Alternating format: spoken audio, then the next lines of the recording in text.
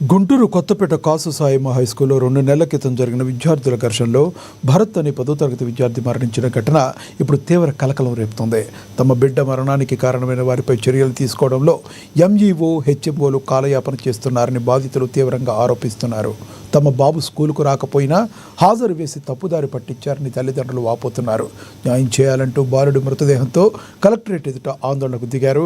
రంగంలోకి దిగిన collector తమీం Ansaria బాధ్యులపై enquiry వేయిస్తామని హామీ ఇవ్వడంతో నిరసన విరమించారు.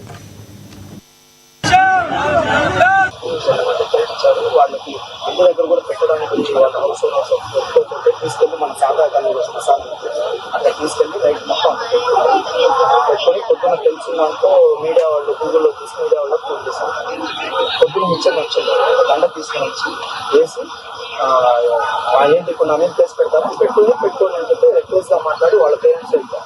వాళ్ళ పేరెంట్స్ వెళ్ళి ఎమ్మటే కొత్తపేట సీఏ గారు ఇలా జరిగింది సార్ అని ఎమ్మటే సీఏ గారు చెప్పారు. సీఏ గారు ఎమ్మటే కంప్లైంట్ కూడా తీసుకొని దాని మీద స్టార్ట్ చేశారు.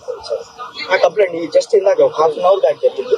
ఎమ్మటే సార్ కూడా ఇమీడియట్ గా ఫాలోఅప్ చేశారు. వాళ్ళ పేరెంట్స్ ఏంటంటే తమ దగ్గరకు వస్తే ఇంకా న్యాయం జరిగింది అనేటువంటి ఉద్దేశం.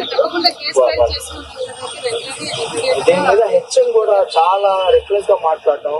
మొన్న చూస్తే కేఎల్పీ స్కూల్లో సంఘటన చిన్నారుగా నిన్ను చూస్తే సంఘటన ఉంటే ఒక పాప ఇప్పుడు ఇది చూస్తే ఎంఈఓ కూడా ఎంత రెక్లెస్ గా తయారయ్యారంటే అసలు ఉన్నటువంటి స్కూల్లో సమస్యను పట్టించుకోకుండా ఈ విధంగా చేస్తా ఉంటే ఎందుకు మేడం యాజ్ ఎంఈఓ అంటే మేడం డిఓ గారేమో రీసెంట్ గా వచ్చారు. ఆయన